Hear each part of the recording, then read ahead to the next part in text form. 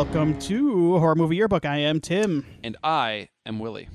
This is the beginning of our summer series, which I don't really have a name for yet. Summer sequel series. Ooh, this is tough. Universal Monsters, sequel Sizzlers. I don't know. Yeah, I don't know. We got to think about that. Yeah, we'll come up with it by the end of this episode, and then I'll throw the title on when we release it. Universal Monsters, the summer sequel Sizzler. Okay. Sizzlers. Summer sequel And then I'm going to Sizzlers. have to put another Sizzlers. colon in when I put the title of the movie. Yeah. So there are going to be double colons. Two colons. Two colons. That doesn't happen. Does that happen often? Oh, Horror Movie Yearbook presents, Universal Monsters, Summer sequel Sizzlers, Episode 1, That's a good bit. That's a good inside joke. People will love it. That could be fun. horrormovieyearbook@gmail.com. Write us in. You know what? Yeah, let us know your favorite. If you got a favorite Universal sequel, let us know. Or even just a Universal monster movie is go. fine. Or just a monster. Yeah, who's your favorite monster? That could be fun. Yeah. You know? Like, hey, why is it The Mummy? Tell me, Yeah. Is it this movie? I would understand. So for anybody who may have missed our last episode, what we're doing here is Willie is picking one of the main Universal monsters, Frankenstein's monster, Dracula, Wolfman, on and on. And then I will be picking a sequel to show him. Yes, yeah. We're trying to do a deeper dive into the monsters. Yeah, I mean, I don't know. Like, if you're the Universal movies, obviously, given the fact that they've been around, since before my grandparents, I think. No, maybe not, but close. Yeah. Like the original Dracula, Frankenstein, Wolfman, things like that have been kind of, dissected at this point. I mean, ad nauseum. So I don't think a lot of the sequels have been talked about as much, certainly, which makes sense. There are, outside of Bride of Frankenstein is one of them. Yeah. And some of the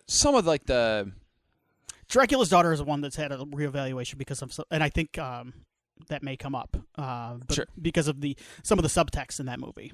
But very I interesting. will say that I think it's more fun to kind of dig into some of these sequels because, I don't know, it gives us a nice excuse to go back and watch some of these. And I haven't seen this movie. I would hazard a guess and say I probably have not seen most of the movies we're going to be discussing throughout this series. So, yeah. Yeah, this will be fun. And I think the one we're doing tonight, which is The Mummy's Ghost, which is a one that I picked.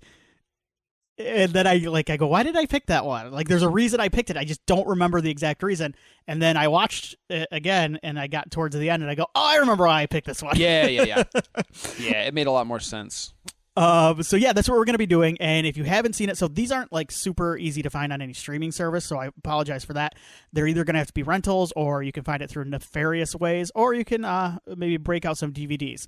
But what we're going to do when we do talk about the movie is we are going to go through the plot. So I wanted to do that because if it is something that you maybe don't want to watch or don't want to spend the money to have access to spend $5 on a 60-minute film, yeah, it's a big ask. This way, I think if as we go through the plot, you'll at least find some entertainment value as we recap the plot for you. And so yeah, check out the Midwest Game Nerds. I missed what they were doing this week. I'm sure they're gonna be talking about the Switch 2 at some point because that's coming dropped today. Yeah, last night, something like that. Yeah.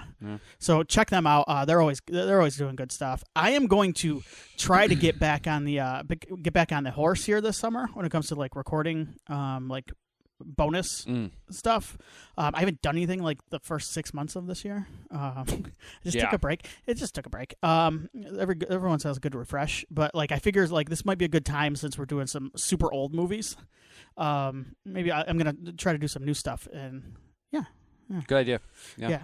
Try to cover some new stuff, and so be on the lookout for that. I'm gonna try to get back going this month, and back in the groove. I really want to check out. I know I'm badgering you about it too offline, but I want to check out the movie out in theaters this month. The big one, 28 Years Later. Oh yeah. No, that one's gonna be. Yeah, I've got to make that happen. Yeah. I say that about some movies, but this one is one of those ones where I'm like, I really need to go see that. Debating picking up. I think that Steelbook is out next week for 28 weeks. Is it weeks? Are they doing days? Or 28 days. 28 days. It's days. Sorry. Okay. Yeah. 28 days. They're doing a steelbook of days, 4K. Which is awesome. It's finally happening. Yes. Do you have something that plays 4Ks? Oh, you have PS5? PS5, yeah. Okay. Yeah. I thought it was happening next week. I have to double check because you know what? They may have, now that I think about it, they may have. I'll double check. Yeah. But I do want to rewatch. It's been a couple years since It's I been a rewatched. while. Yeah. Yep. That one. So, all right. Do you want to just do you want to hop right in? Is there anything else you want to talk about up front here? No. I think I'm good, man. Yeah. Yeah. Good. I've been going through and watching some older movies, which has been fun. Yeah. Not like older. By older, I mean like the last few years. So anything that's been cool. Any Freaky. discoveries? We watched Freaky. Oh, you like that one? Yeah. It was cute, right? Yeah, it was cute. Hard Eyes, I liked a lot. Is Freaky Christopher Landon? I'm blanking right now. Okay. Yeah, I believe so. So is Hard Eyes, I think. And so is Hard Eyes. Yeah, I liked I Hard think Eyes. we talked about Hard Eyes a little bit. I don't know if you had finished it though. Yeah, I liked that. I liked Freaky. Yeah. And then we were going to watch. We're queuing up another one here shortly, I think. So I don't remember what it was. I've got it in my watch list or whatever. So okay, I'll catch you up. But yeah, no. Those are the last couple I've watched with Nikki. So we've enjoyed it. Yeah, Freaky was fun. And I actually. Yeah, if I do sit down and record like a best of 2025 so far, which is my plan, I think Hard Eyes might make it. Like I really liked Hard Eyes. Yeah, I really enjoyed that. It reminded me of like Valentine for some reason. I don't know, like one of those like Scream era, like 90s horror films that wasn't quite at that level of Scream, but was still really enjoyable in its own right with a fun gimmick. So yeah. Landon does a good job of. He's got a directed movie coming out too, or it's already been out in theaters. Drop, I think that I'm. That trailer I saw a lot. Yeah, but it looked good. That was the other thing. I do have the Monkey sitting in my rentals right now. Oh, and then Sinners is out. I know. Yeah, I keep hearing great things. I might drop the premium price on that bad boy this weekend if I'm feeling feeling randy. I have a dad who I chat with at pick up and drop off frequently who his wife and the kids went up north to wherever they go ahead of him because he had to wrap up some work stuff and then head up afterwards. But he's like, kind of like an after work, but before I hit the road the next morning, he's like, I'm going to go see Sinners. And so he went to the theater by himself and saw Sinners, and he said it was awesome. Yeah. So, yeah. I've always toyed with seeing if you want to just switch the name of this podcast to Horror Dads. Horror Dads? Yeah. Yeah. I mean, at some point it might need to change. Yeah. We're not doing yearbooks as often anymore, so I feel like Horror Dads isn't too We do far our off. best, yeah. Yeah. Your Casey Jones mask always looks like he's got little legs and arms. I know. The straps are too long on that thing, man. Yeah, I got a Casey Jones mask mounted on the wall down here, and the straps it comes with are so long, but they hang out and they look like little limbs. It's kind of cute. I like that. I never noticed that before. All right, so we're not going to do any specific time machine stuff because it's the wartime we're going back to 1944. Like I don't know what's on the radio back then, just war broadcasts, right? Yeah, awful stuff. Kind of like today. I don't know. So, yeah. Time machine sound. We can do like a womp, womp, womp, womp, womp, womp. is this like the tanks? Yeah, rolling through treads. Yeah. So all right. So what I want to do in lieu of a time machine of pop culture, I want to talk a little bit give a little context before we jump in of where we were at the time in horror and with the Universal monsters back in 1944. Yeah. Okay. Which is when this movie we're about to talk about came out. We'll start with the Universal monsters. I think that side of things, they were still popular-ish. They were coming off of the Wolfman kind of kicked off that second Universal monster cycle in 1941, and so we are getting a lot of sequels at the time from pretty much after that. And then we do in 1944, so we get for example, we get The Invisible Man's Revenge, which is a sequel to The Invisible Man in that series. But we also get the House of Frankenstein, which is, I guess that would be the second in the quote-unquote Monster Rally films, which is the big which is the name used for kind of the crossover movies, the movies that featured like Dracula, the Wolfman, Frankenstein's monster, all that stuff. So, how many of those were there? Do you know off the top of your head? I think 4 if you count Abbott and Costello Meet Frankenstein. Okay. Yeah, Cool. So those movies. All of these movies, as you can, as we'll talk about, I'm sure, a little bit later, they're all like coming in under like 80 minutes. They're all like 60, 70 minutes. By this point, too, Karloff and Lugosi had kind of been phased out. You are getting more, like Lon Cheney Jr. had kind of, and was supposed to become kind of the poster boy around this time. The monsters, though, are starting to get a bit long in the tooth. They're starting to become a little less scary. And that makes sense. I mean, the World War II effect on things. It's funny. People talk about how tough times lead to kind of horror movies having a boom. That's not necessarily the case with World War II, because what you're seeing is a lot of just monstrous things. You're seeing actual monsters. It's making stuff like the big gothic supernatural universal monsters less scary. And they were kind of becoming... And repetition, too. Yes. I mean, that was I don't know. It was the same way with the later, like, horror icons that would come around the 80s with Jason, Freddy, and stuff. By, like, 6 or 7 movies in, and you're kind of... You know what I mean? Like, kind of seen it. They become almost, like, anti-heroes or superheroes more than scary monster villain. Mm-hmm. Yeah. You're rooting for them. Yes, absolutely. So they become less scary. Now, the other thing, too, is that this ties into a little bit with the World War II. Horror as a whole is changing. And the 40s is a very weird time for horror. Audiences were kind of moving. A lot of the more mainstream stuff was moving away from horror. They wanted more realism. This is a big time for crime thrillers, war movies, noir. Horror kind of followed suit a little bit. That's where you get like the Val Lewton RKO movies that are very much, those are very kind of like, they're more like psychological thrillers than they are horror movies. You're also getting a lot of budget constraint, as you can tell with the movie we'll talk about. This is a good example of that. I think these are not expensive movies. A lot of the times they are the B pictures. They're the movies that play after the bigger pictures. Yeah. Because they used to do a lot of double features back in the day. And then you get the Hays Code as well. Think of it. I'll talk a little bit more about the Hays Code because there is something that I can't believe this movie gets away with at the end. But the Hays Code is kind of a strict policy. Think of it like the MPAA. It's kind of the precursor to the MPAA. And think of how like those later Jason movies got chopped up by the MPAA. Mm-hmm. Very similar thing was happening in the 1940s. Very strict when it comes to violence, sexuality, morality. It's funny how that comes in waves, isn't it? Mm-hmm. It almost seems like I'm sure this is kind of the reason why is that you get kind of people who are creatives who are willing to push the boundaries of like what you can do. Yeah. In a medium, whether it's let me look at like comic books. How many comic books got like pulled from shelves and stuff during like the horror comic boom? This would have been around that time, wouldn't it? Yep. Yeah. So like they start to push the envelope in terms of like what you can get away with, and then you get pushback obviously from the powers that be, whether it's parent groups or the government or whoever. And then like it's almost like the standard has been raised a bit in terms of what you can get away with, and it just slowly starts to climb. Even with the pushback, you start to like increase just a little bit of what you can put on TV or in a movie. You can, it's just funny how like it's a constant battle with attempts at censorship or putting up roadblocks for audiences. And sometimes those roadblocks I think are needed.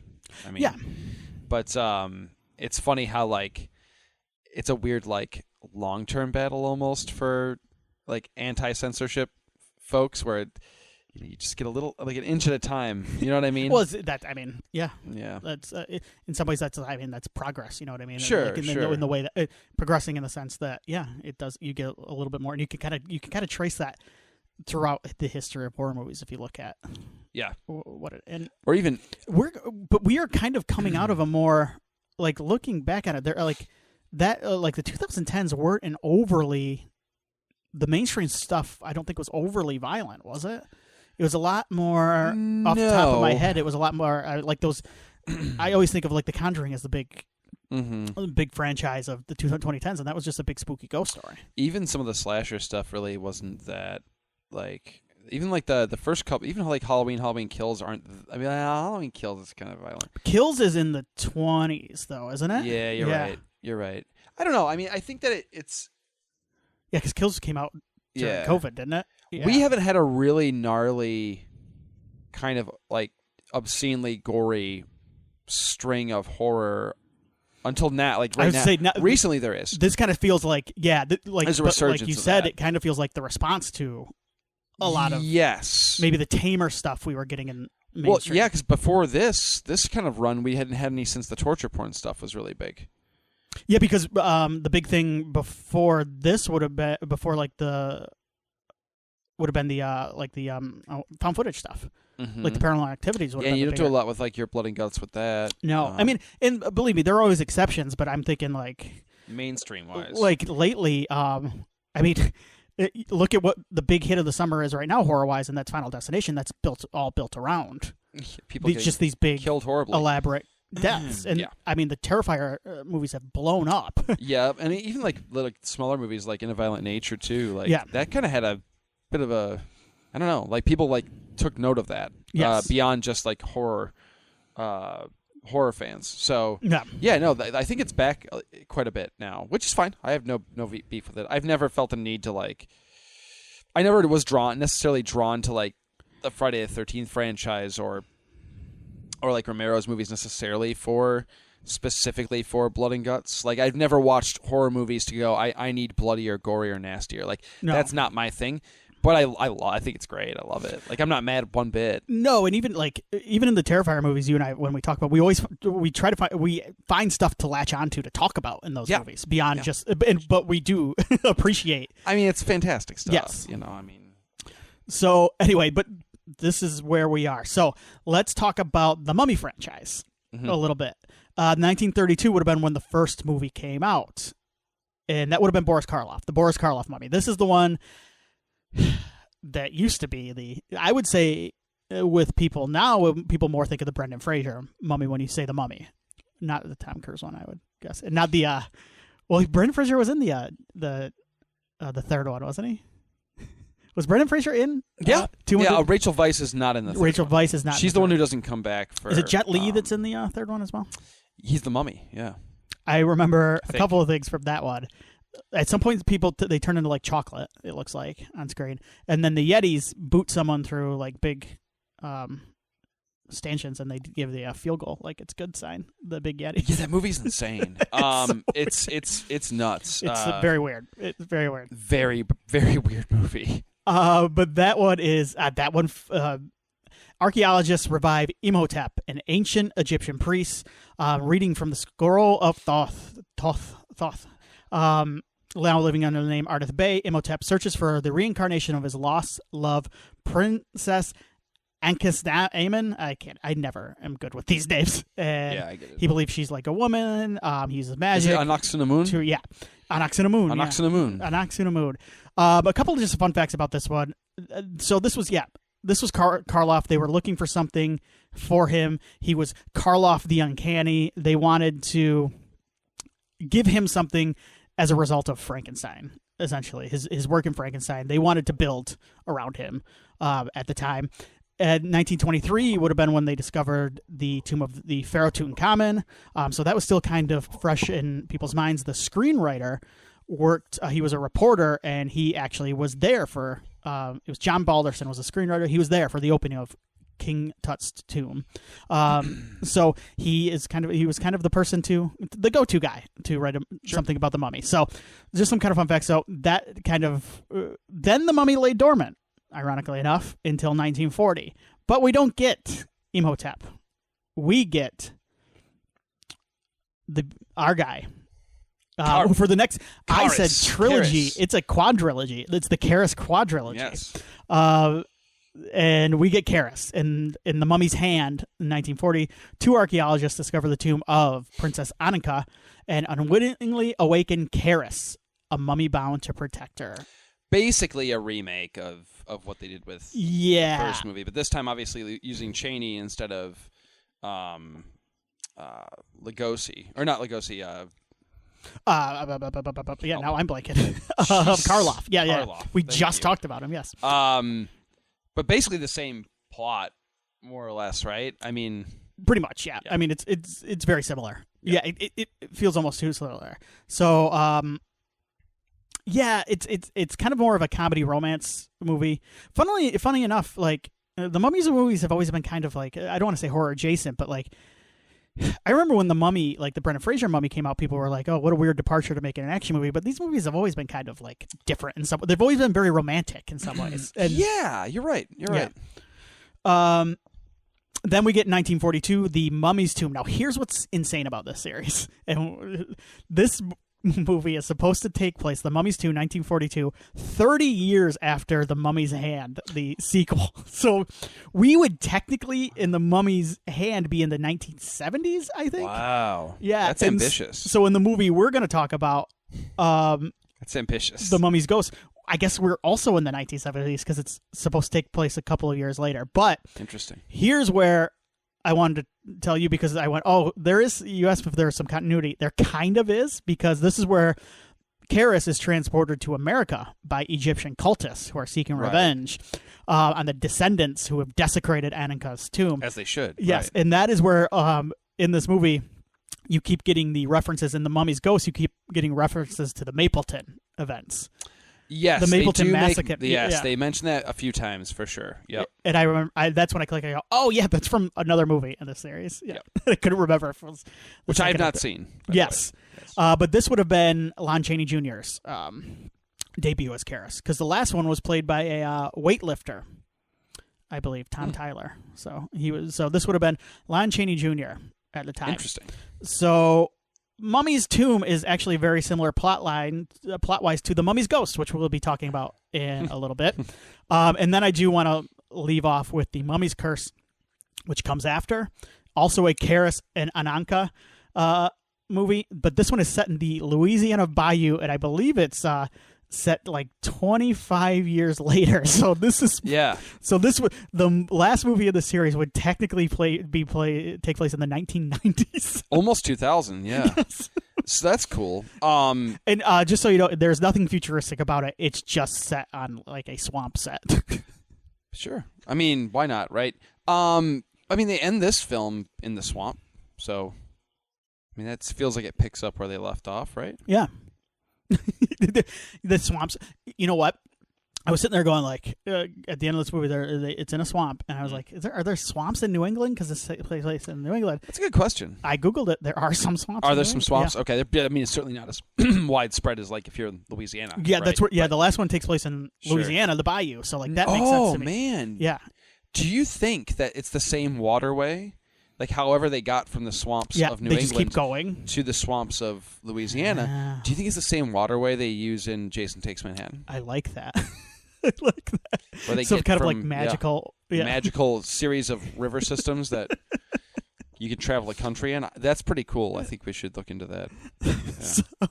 So that we're gonna backtrack now and talk about The Mummy's Ghost, which was released in 1944. Kharis is again revived and sent to retrieve Princess Ananka. He goes back to Massachusetts, and he wants to bring her back to Egypt, and things go from there. Directed by Reginald Leborg, an Austrian gentleman who was a banker before moving to the United States. Money man. He directed 68 movies between 1936 and 1974. A lot of musicals and comedies. Written by Griffin J. and Brenda Weisberg. Griffin J. wrote the first 3 Mummy sequels. Brenda Weisberg, I think, is the only credited female writer I could find on one of the monster movies, so good for her. Starring Robert Lowry, who some people may know as the second Batman on film, I think. Yes, that's right. He played... do you remember I think they released all the Batman serials on like a Batman and Robin, like I believe so, DVD. Turner Classic Movies still plays these old serials every once in a while, and he is Batman. He's the second Batman, yeah, because the first one was even... Yes, it was... Well, obviously it was before him, but were the first ones like silent? The first Batman serials? No. No, I don't think so. No. But I remember the costume being really funny. The costume is basically like sweatpants. Yeah. Like gray sweat. Super sweet. And unfortunately, a lot of these old series, I was watching them actually not that long ago because there are a couple on it, and they are, I guess not surprisingly for the time, very racist. Oh, okay. I would maybe go in with a little bit of historical context in your mind for some of these. And then Ramsey Ames is also in this. She was actually not.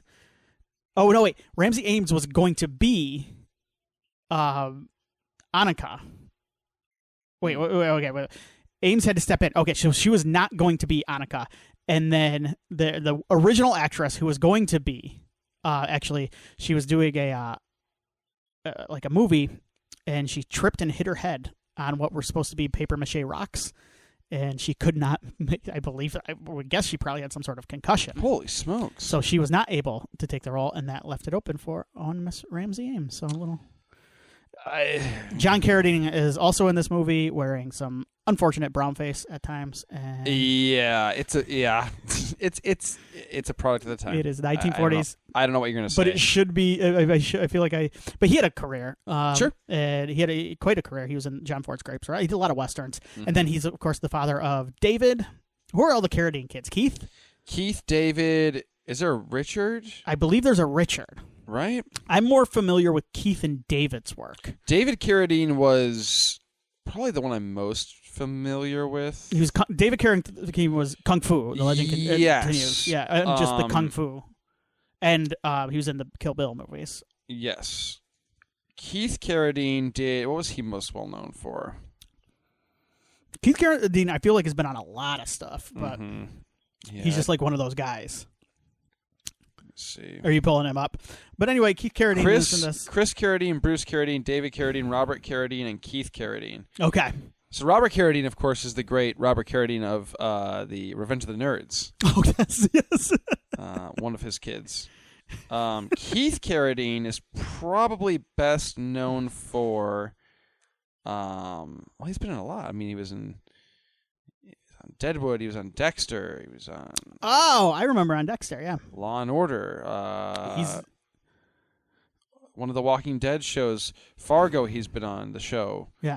NCIS. This guy's done a lot of TV work. That's the thing. Is like I know him from like a lot of stuff. Lot of stuff. Yes. So successful family overall in terms of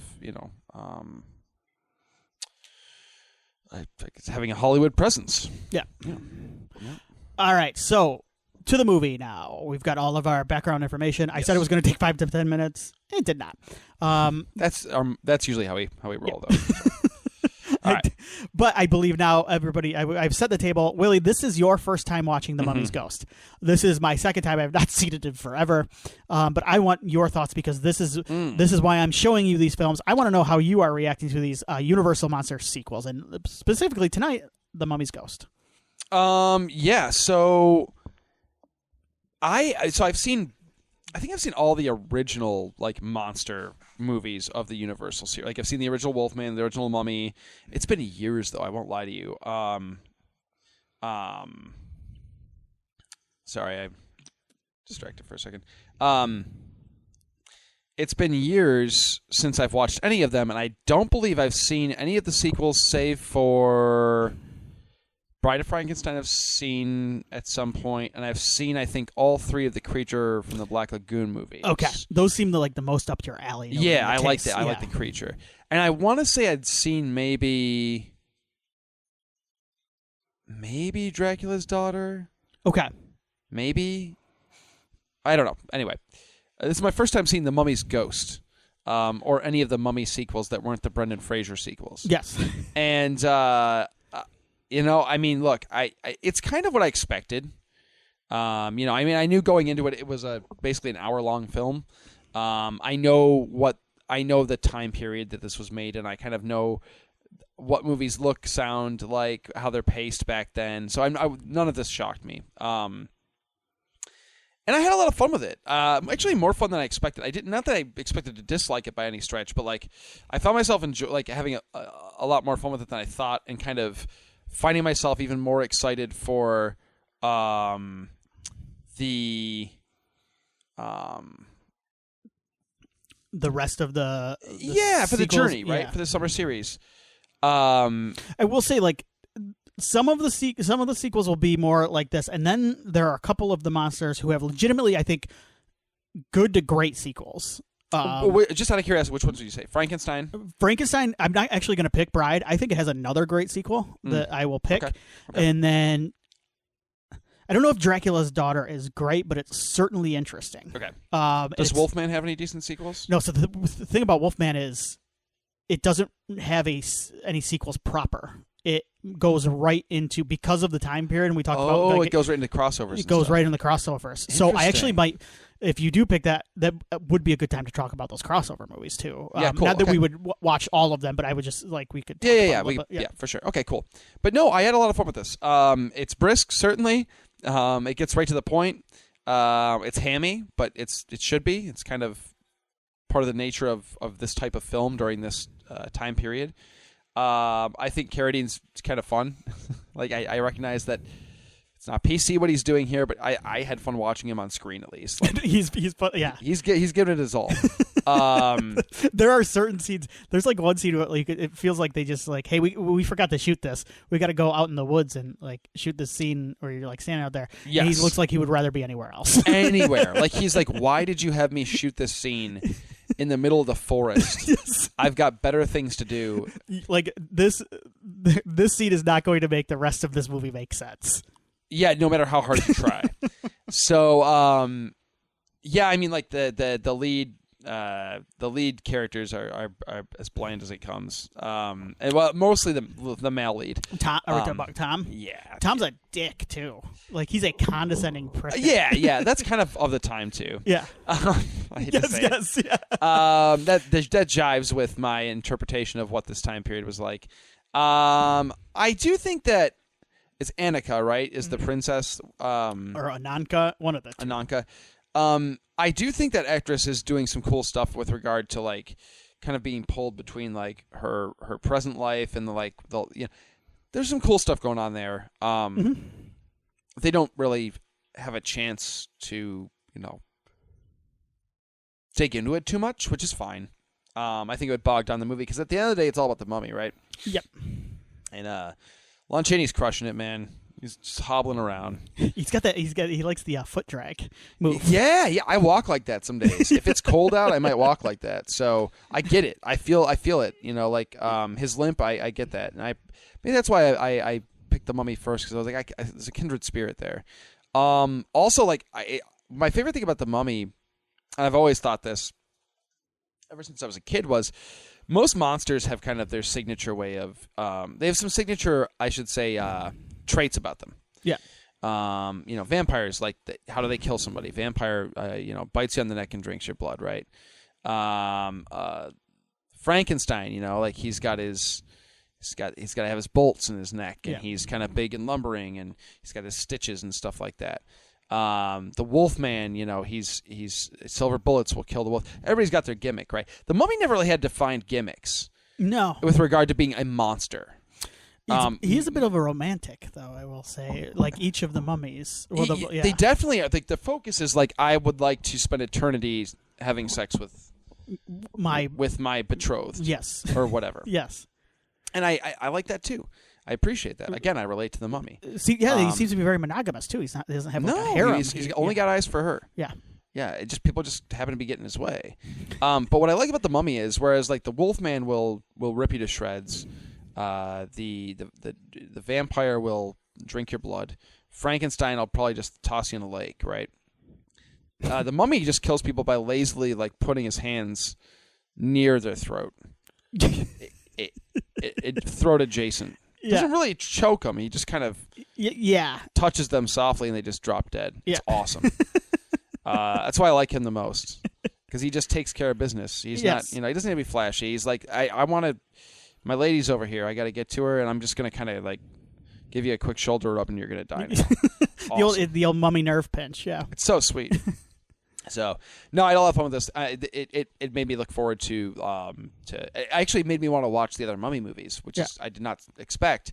I didn't have the time to do that. Yeah, but it did kind of make me go, oh, man, I should go back and watch the mummy movies. So Yeah, I enjoyed it. I had a good time with it. What about you? How do you feel about this? Oh, so this movie. So you touched on. I had a blast with this movie. Yeah. And then I started reading. Like some people, like it's very mixed with all of these sequels. Like everybody, these sequels, none of them are great films. The sequels to The Mummy. And I'm gonna be honest with you. The first Mummy, like it's a little too close to the first Dracula, where I get kind of bored during it too. It's not my favorite series, but like because the quality is very consistently like everybody has their own favorite Mummy sequel. That makes sense. Yes, it is. It feels a little bit like Friday the 13th in some ways, where like everybody's got their own favorite. Yeah, because none of them like really stand out that much quality wise from the rest. They all. I mean, I guess maybe there's one or two. There might be one or two, but the thing is, like the best made one, in my opinion, of like the Friday the 13th is the remake, and like I don't know. No, I know what you mean though. Like what's weird about these kinds of series is like just because you can acknowledge that one of them is the best made one, you can also sit there and go, "That's not my favorite though." Like I mean that's the way I feel about horror movies. Yes. So, yeah. And we'll get to part of the reason too, because the ending is actually when I went, oh god, that's right. I love this ending. Yeah. But one of the things I do like about it too is it's basically like it is kind of like a precursor to the slasher movie. Like The Mummy is kind of a slasher. He's just kind of like slowly lumbering around, killing people in this town. Yep, giving out hugs, disappearing off screen to kill people, and then you just scream. And you know what? This bad boy is brisk. 60 minutes in and out. Hey, I'm not gonna lie. I wasn't mad at that. I'm like, sweet, like, you know. I will. Yeah. It's a bit short. Most of the sequels are shorter, but there is the Frankenstein sequel I talk about is a little bit longer. I think it might be like 90 minutes. Yeah. But anyway, yeah. So let's go through the plot real quick. I was going through and I wanted to pull like because every once in a while like some kind soul will write a synopsis on IMDb for these movies, and I'll always make sure to credit them. And this person. I didn't take their synopsis because it would have it was longer than the movie. It would have taken me 60 minutes to read. I was in here going like, I can't read all of this, so I just went to Wikipedia for this. Bless that person though. Absolutely, yeah, I think it's great. Absolutely, what commitment. All right, so here we go. This is from Wikipedia. So if there's any mistakes here, it should be totally correct. Wikipedia is always okay for plot summary. It's pretty solid. Yeah. Anything else? Yeah, you're on your own. Yeah. This is not a academic podcast as in terms of we're not being graded here. No. My pronunciation is going to be worse. Anoheb, the aging high priest of Arkham. Hey, another Batman reference here. Right? Has summoned Yusuf Bey to the Temple of Arkham to pass on the duties of high priest. Meanwhile, in Mapleton, Massachusetts, Professor Matthew Norman, who had examined one of Kharis' missing bandages piece during the mummy's last spree through Mapleton, also explains the legends of the priests of the Arkham, the legends of the priests of Arkham and Kharis to his history class, who are less than believing. Well, once after the lecture ends, one of the students, Tom Hervey, meets up with his girlfriend, Amina Mansouri, a beautiful woman of Egyptian descent. However, a strange, clouded feeling in her mind occurs when the subject of Egypt is mentioned. Oh yeah, because she's the lady. All right, so stop here because that's the end of the first paragraph. Sure. The amount of exposition at the beginning of this movie. It's fun because they front load it. There's not a lot more to it than that. Right. I mean, we get a little bit of like the, some goings on with establishing that she is kind of the reincarnation of his princess, but other than that, like that's pretty much the plot. Or pretty much that's like all the story we need at this point. Yeah, and then we're off to the races a little bit. But the races. It's like, but you know what it is though too. Speaking of slasher movies, like it is kind of like a precursor to the old campfire tales in like the Friday the 13th sequels. Sure, where they're just not showing flashbacks to the old How many of those movies, and not even just the Friday the 13th movies, but how many of those slasher movies start off with some sort of flashback of the precursor to the violence we'll be witnessing, right? Right. We don't necessarily have a ton of context for it. We're just going, oh, okay, this is a thing that happened, and then we're again off to the races. So yeah, it fits that kind of structure. Yep. So back in Egypt, Anoheb informs Yusuf Bey that Kharis still lives and that Yusuf's mission is to retrieve Kharis and the body of Ananka and return them to their rightful resting place in Egypt. Yusuf Bey pledges his devotion before Andoheb explains that during each full moon, so we tie in the full moon here too. Like I don't recall that being a mummy thing in the Karloff movie. I don't think the full moon is a part of. I mean, Kharis just gets down different. He does, and it's also like the Wolfman had just come out a couple years prior, so right? Like, and they did make a direct sequel. So you got to use that. Yes, the full moon gimmick. Maybe do you think maybe that? Because we don't. I mean, what if Kharis was also a werewolf? I guess that can't be disproven at this point, right? He's all bandaged up. Yeah, we don't know. Could be fuzzy under there. We don't know. They probably also. I don't recall a big moon in this one, but they probably also had shots of the moon because they were reusing shots like crazy around this time. They're just like, hey, we got to get something out of this. Yes, of course. Yusuf Bey is to brew the fluid from 9 tana leaves. Kharis will sense this and find the leaves wherever they are. On performing the ceremony, Kharis heads toward them, but passes the home of Amina, who follows Kharis in a trance-like state. Kharis arrives at the home of Professor Norman, strangles him, and drinks the fluid of the tana leaves. Amina sees Kharis, which snaps her out of her trance and causes her to faint and forms a strange new birthmark on her wrist. Mm-hmm. Yeah. Tana leaves are, I believe they're bullshit. Like, I think they're just made up. Tana leaves, they're just stuff from the Mummy movies. That feels right. Yeah. So I was trying to like do some research on what these were. Apparently, they also appear in I think in Gargoyles, like the TV show Gargoyles. Which I guess kind of makes sense. Those movies are probably inspired by the old Universal picture or those. Yeah, cartoons. that track. That's probably like a. I can imagine like the people behind the Gargoyle series were fans of this type of film. I could see them like as a reference, just kind of throwing that in there. That's fun. Were you a Gargoyles guy? Yeah, sweet. I never watched like the full series or anything, but yeah, I remember I had a VHS tape that had a movie. Like you remember they used to like. They would take 3 or 4 first episodes of a cartoon series. Yep. And they'd kind of edit them together and make like a feature length. This is the movie. Mm-hmm. It wasn't even a movie. It was just they threw the. It would like fade to black in between episodes. Yeah. But there was no like credits in between. They would actually edit it. Yeah. And there was a Gargoyles version of that, where it was like the first like 4 episodes or so, something like that. It kind of set up like the origins and the whole, the intro stuff. And it was cool because it came in this big, like, kind of clunky cardboard box. But inside the box, you could open up, and it had a full Gargoyles board game that came with a VHS tape. Yeah. I remember thinking that was just like my mind was just blown, man. I was like, I can play I get 2 forms of entertainment out of this thing. So, no, I always thought Gargoyles were cool as hell. Yeah. I always thought they were cool. I never watched a ton of it. It was always the cartoon like I wish I watched more of when I was a kid. Like I was like when I was a kid, like man, I wish I could. But like I just remember it being out at a weird time where I lived. But I always thought the Gargoyles were sick looking too. They're sweet. The designs are cool. Yeah. It was very. I think that some of the team that did going back to Batman. Some of the team that worked on Batman the Animated Series worked on Gargoyles. I didn't think we'd have so many Batman I references. know. What's going on? He fought a mummy at some point too, right? Doesn't he have a villain called like the Living Mummy or something like that? I'm sure he does. Yeah. I'm gonna Google that while you go through the next chunk of the plot. But no, Gargoyles is sweet. I don't know how it holds up. I actually think it would hold up okay. I think so too. It does seem very much in the vein of Batman the Animated Series when it came like that because it was a little bit. It felt a little bit more. It was a Disney cartoon, I think, too, but it felt a little bit more. It was Disney, yeah. A little bit aimed towards older kids. Yes. Yeah. And that stuff tends to hold up a little bit better.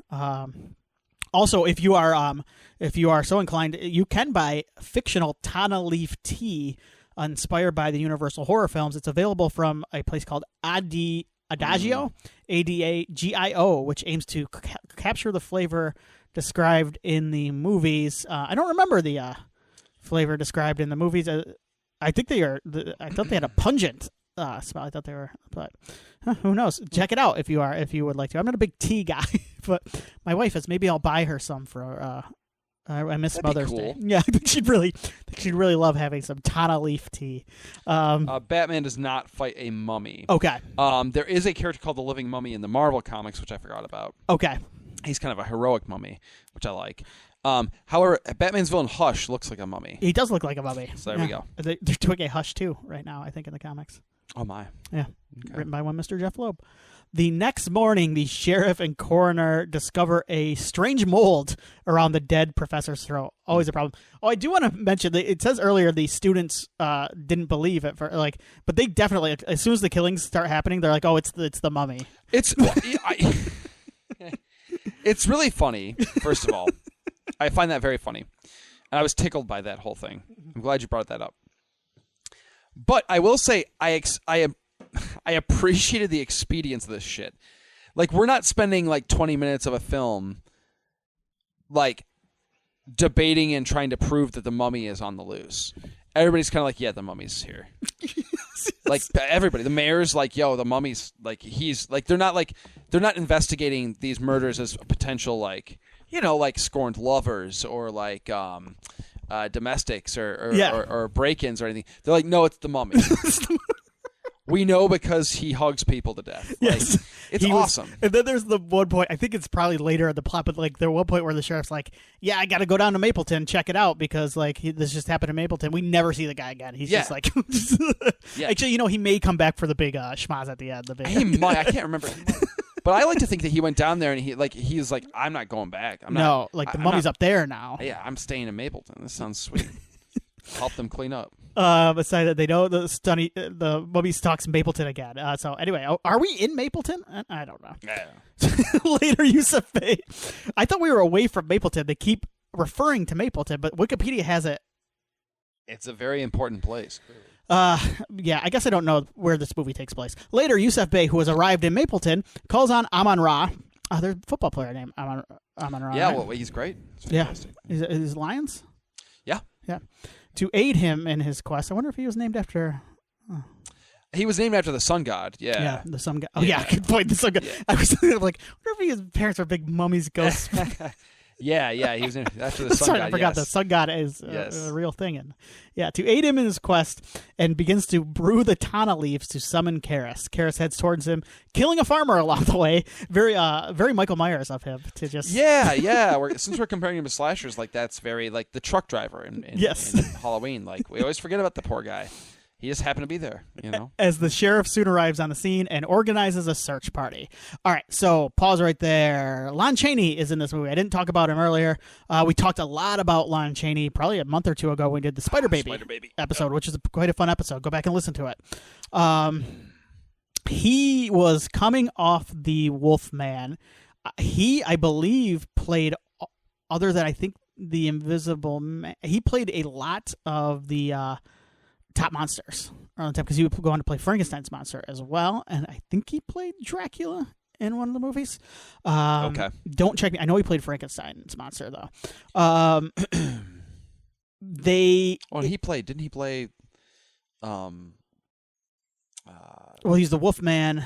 Didn't he play the Hunchback in Notre Dame? No, that would have been his Notre Dame. It was his dad. Okay. Yeah. But that brings me to the next thing. They had dropped Lon Cheney Jr. They had dropped the Junior from his title because they were very much trying to tie him to his father, which was something would have been around this time that he was very conflicted about. He wanted to separate himself from his father was a legend at the time. He was the man of 1,000 faces. So they were trying to make him the next big universal star, and it didn't really pan out for him in some ways. He did not really love playing the Mummy. I think some of the makeup, the Mummy kind of looks like for my Deep Space Nine nerds out there, they kind of looks like Odo from Deep Space Nine. Okay, I'm not familiar. But anybody who watched Deep Space Nine, I think, will agree with me. But right. He did 15 Universal films, not just monster movies, from 1933 to 1944. He was let go actually a year after this as the horror cycle wound down. So Universal was kind of like, time to move on. And that would lead to a lot of his issues later. The Mummy was, he was quoted as saying the Mummy was his least favorite character. You can barely tell it's him as far as in the face. Yeah. And he is doing a lot with, you're right, like kind of like the gimpy leg and his arms kind of. I think he's trying to bring something to it, but I just don't. The Mummy, it has to be the hardest thing to perform beyond just being kind of a lumbering guy covered in toilet paper. Like that's not like I don't know how you. I think there's a reason why, like for instance, like the Brandon Fraser movies, like shied away from that. Yeah. Because the Mummy is just you can't do anything with it. Yes.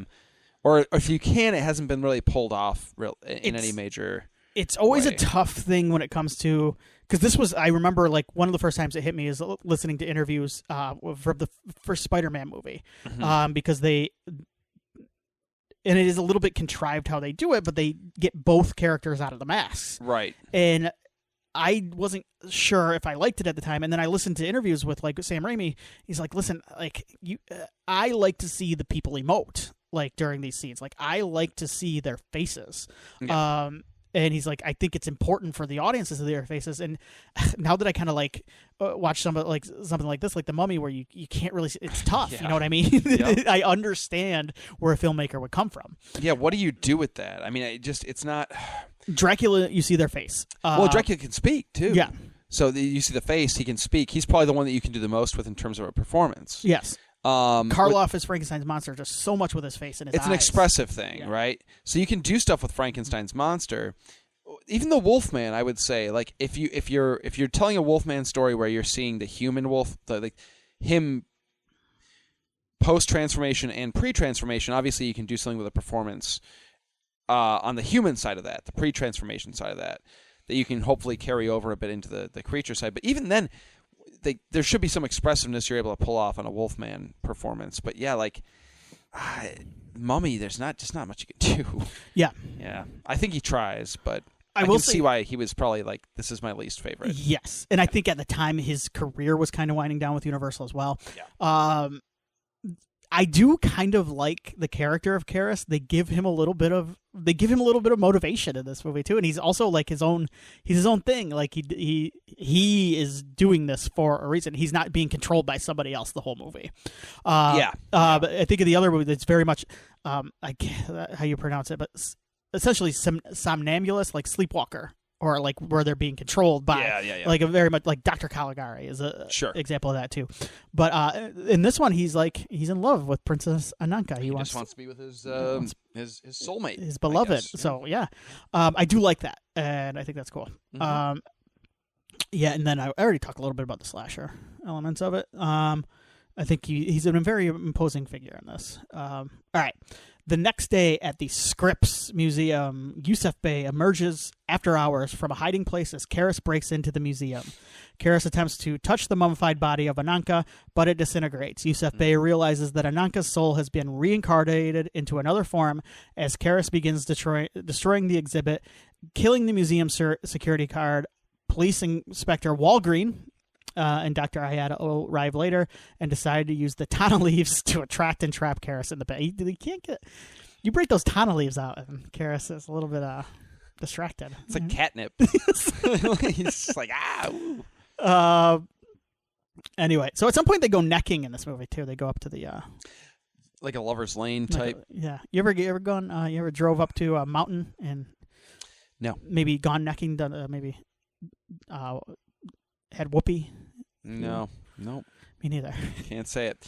Yeah, I know. That never appealed to me. I've gone to a car because I've been at a house party. I've maybe fooled around in a car before. Yeah. But I mean... But I didn't drive it anywhere. No. I think I goofed around at a drive-in one time. Oh, nice. Okay, that's very 1940s, 1950s of you, yeah. Yeah. But yeah, I don't know, like just driving out into like the wilderness to... I don't know. Doesn't sound appealing to me. No. You know? So, no. You ever necked? Probably. Before I knew how to properly just go to town on the neck for a while. Yeah. I don't think I do want to say I do believe I goofed and gave a hickey one time. Okay. When I was still trying to figure out how, trying to work on my technique, right, to not physically damage my partner at the time, and you're a Nanka. My Nanka, yeah. So I think I have. Okay. Yeah. I'm gonna go with yes. I don't think I was a repeat offender, but yeah, I'll go with yes. So you have a little bit of Tom in you. Yeah. I got bit by a girl one time on the neck. unexpectedly. So not like a vampire, like a vampire situation. No, I think it was just like a feisty thing. It was too much for me. It's kind of hard. It hurt. Yeah. I'm a bleeder. That's a good point. Yeah. You don't want that. Don't do that. Yeah, you don't want that. That's a good point. And it's not my thing. A lot of reuse. I shared that on the I can edit it if you want. it's all good. There is a lot of reused. You see a lot of cheapness in this movie. A lot of reused sets. There is reused sets from one of the Invisible Man sequels. Some of those the torch-bearing mob stuff at the end comes from like the Frankenstein.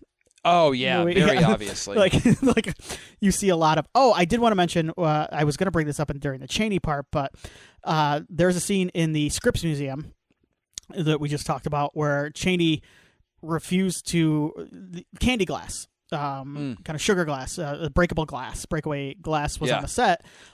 He didn't want to wait, and they filmed him driving his hand through real glass, and a shard of it flew up and cut his face through the mask, and you can see him bleeding in the movie.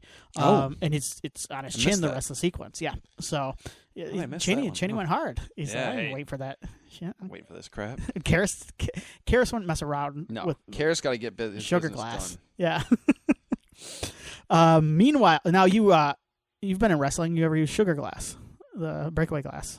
No, I've okay. never. No. I think that's that's probably a little too expensive for the shows I've done. Yeah, no. I've never been to a show where we use glass for anything. I don't think. I saw somebody go through a wood door one time. That was fun. Doors kind of a cheaper, like one of these. Doors. And independent, that style of wrestling. Doors were the rage. And I was like, I guess I could see why you would have a table in the ring. Why you got doors under the ring? Yeah, it doesn't make a lot of sense. In my mind, in the explanation, I'm like, I could see why you would have a folding table there.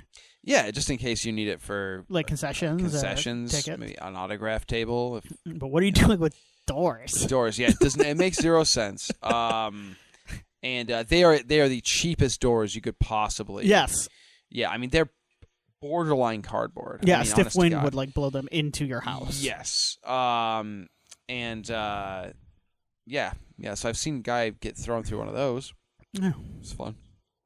Meanwhile, Tom disregards the sheriff warning as he would. He should. And he decides to elope with Amina in New York. She agrees, and the two make plans to leave early the next morning. Yusuf Bey calls upon Aman-Ra to lead him to the new home of Ananka's soul, and then sends Kharis in that direction to find Ananka. A lot of New England to me just looks like Burbank or wherever Universal Studios is. Because it is. Yes. Funny enough. Yes. It doesn't look like wherever we are in New England. Yeah, whether I it be Mapleton still can't figure that out. Yeah. As Inspector Walgreen sets the trap for Kharis, Kharis immediately heads toward the Norman home. Amina is awakened by his approach and hypnotically wanders into the yard where Kharis recognizes her as the carrier of Ananka's soul. It's kind of a cool plot, though, right? No, it is. Yeah. It is. Yeah. Amina faints as Kharis carries her away. Amina's guard, Mrs. Blake, phones Tom and tells her story to Inspector Walgreen, Sheriff Elwood, and a group of volunteers. Kharis arrives at the mill and presents Amina to Bey. Bey recognizes the birthmark as the symbol of the priests of Arkham. Amina awakens, and the priest informs her that she is the reincarnation of Ananka. All right, so we're getting towards the end here. We're at the mill. Like, he's kind of just climbing up. Yeah, well, and then, of course... Carradine forgets, bros before hoes, right? And he's like, hey, I'll marry you. Yes. Don't get with that gross mummy. I kind of dig your stuff. He's not met her at all in this film, by the way. But he sees her and he's like, all right. He's like, I don't want to hang with this smelly old... No, get me out of here. Let's go. I made a mistake bringing this guy around. Yeah, this sucks. Let's me and you... He's kind of a bummer. Let's go. Me and you hit the highway. It's awesome. Go west. Let's go down to Louisiana. It's awesome. The bayou. I love that guy. Peanuts, the dog, is... he's like the hero of this movie. I almost text you about this. You've always mentioned how the last, 20 minutes of Texas Chainsaw Massacre 2 is just screaming, a woman screaming. The last 20 minutes of this film is just a dog barking. I've got these two incessantly. I've got these. I'm just like I've got the. My dog will bark, but like Sure. I'll go out and say like, "Hey, knock it off, get back in there." Stop. Yeah, stop. And then the dog next door, that dog will bark too, but they're good about like going like, "Oh, go back." There are these two dogs, like 2 houses down from me, that are just outside all day. Yippee dogs. All day. Yeah. I have just tuned it out, honestly. Like Peanuts. Like I just thought it was those dogs. Interesting. Yeah. Okay. Yeah, that's fair. Yeah, but cute dog. You never know what's going to happen to dogs in horror movies. I think we talked a little bit about that. Sure. When the cat got it and the collector. Yeah. Last week. Yeah, it melted, bro. Luckily, Peanuts. It doesn't. Yeah, this doesn't feel like one where they. It's a sad ending for Peanuts, though. Yeah, it is, isn't it? Yeah, has to witness the horrors that close us out. Yusuf Bey falls for Amina's beauty and desires to keep her alive as his bride with the tana leaves. Mm-hmm. Of course, that's what you gotta get. Get that with you get the ladies with the tana leaves. That Scarface quote: first you get the money, then you get the power, then you get the tana leaves, then you get the women. This plan enrages Kharis, leading to a fight where Bey falls out a window to his death. He does. Yeah. Tom, dead. Yep. Tom enters, and after failing to stop Kharis, finds him leaving with Amina. A mob pursues Kharis into the swamp, where both he and the rapidly aging Amina, she's like getting older, they sink into the swamp.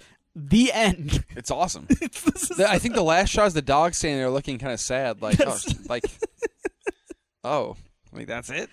So, yeah. This movie is very similar plot-wise, actually, to the last one, like I mentioned. The difference is the ending, and that's why I picked this one, because I went, oh shit, like this is one of the great downer endings ever. I know, it's sweet too, because like old Tom. It depends on who you're cheering for, I guess. I love it. Yeah. Old Tom, who's kind of a bummer. Mm-hmm. You said it like earlier. He's kind of a jerk. Yeah. I just like the moment where like, I don't know, like. She's kind of like dissolved into like beyond like saving at this point because she's like skeletal, kind of crusty. Yeah. And I like that Tom's like, no, he's like sad, obviously. And I just like the sheriff kind of like patting him on the back, like, it's going to be all right, kid. There's plenty of fish in the sea. Right. Like, it's so sweet. The comfort, like, hey, let's all go home and have a nice meal. Like, they're like the mummy's got what he. We're shutting down for this. It's so sweet how they just kind of pack it up. It's 5 o'clock. Let's pack it up, boys. You're right. The dog is the only one who's like, did you guys see that? Like, you're just gonna go back to your normal lives today? Like, it's sweet. It's awesome. I mentioned the Hays Code earlier, and part of the Hays Code states like, the sympathy of the audience. Okay. Villains can never win. The sympathy of the audience shall never be thrown to the side of crime, wrongdoing, evil, or sin. So it's basically, as I read that, it's like, well, the bad guy can't win, and that was kind of a thing around it. Like, the bad guy has to get his. Yeah. The bad guy does not in this movie. Yeah, if the mummy's the bad guy, he does not. But maybe they skirted around that by saying, like, I don't think he's actually the bad guy. Like. Maybe, they're like, Carradine's the bad guy, and he got his. Yes. Yeah. This is a story of true love. Yeah. So, actually, this is a happy ending. I like that. Yeah. I'm just curious how they got away with it. I don't know. It's awesome, Unless, though. like, the Hays, like, the people in charge it's a major downer just didn't see for it. Or they stopped paying attention. They're like, oh, God, like, good God. Another one of these mommy movies? Jeez. How much can happen in the next hour? That's just... Isn't this the same as the last one? Let's pass. just check out. Yeah. All right. So, any final words on the? No, it's sweet as hell. You should watch it. Yeah. I'm definitely gonna at some point watch the other ones. I don't know when, but I will be watching the other ones. It's nice to know that I don't really have to like watch them in order. There are, if anybody out there is listening and wants, I do believe they put out a Blu-ray set of every. I have a DVD set. I have the old DVD sets. That were each. There's monster. A physical set, like a Blu-ray set of I these? believe there's a Blu-ray set that has all of the sequels as well. You've got the old school. I've got the old DVDs. Yeah. That come like it's like the Mummy Legacy Collection and the Dracula. Like it was so. I loved getting these DVDs back in the day because like I had to track them down. I had to like go find them, and like I would only find the Frankenstein collection in one place, and it was. I just okay. Why is it so hard to get these movies? I don't know. It can't be a rights thing, really, because Universal. They're called Universal Monsters. Yes. Like, what is the issue here? It kind of so. I'm I'm not going to get on my streaming rant again. Yeah. But it annoys me that Peacock, which is the Universal streaming service, does not have these movies up there. Like, it annoys me. I mean, it's got to be some silly BS about like, we don't want to host 30+ movies, right? But I mean, they host trash on Peacock anyway. So what is the issue here? Like, they're your movies. They're old. There's an audience that it's not a huge audience. I don't know. That's a whole. I don't get that. Separate That's conversation. all I want to say. I don't get I'm that. just annoyed by it. The Blu-ray set, and I think most folks would find Blu-ray to be the most, in terms of physical, the most accessible. I don't think a lot of people necessarily have access to 4K players, right? Unless you have I think the 4K stuff too is only for the main movies. Oh, for the big movies. Yeah. Okay, so there's a DVD set and a Blu-ray set for whatever your pick your poison, I guess. It's a 24-disc set, so it's a beast. It's on Amazon. The Blu-ray set is like $83, which I recognize is not cheap. Right. But it's 30 movies, which is insane. Yes. And the DVD set is slightly cheaper than that.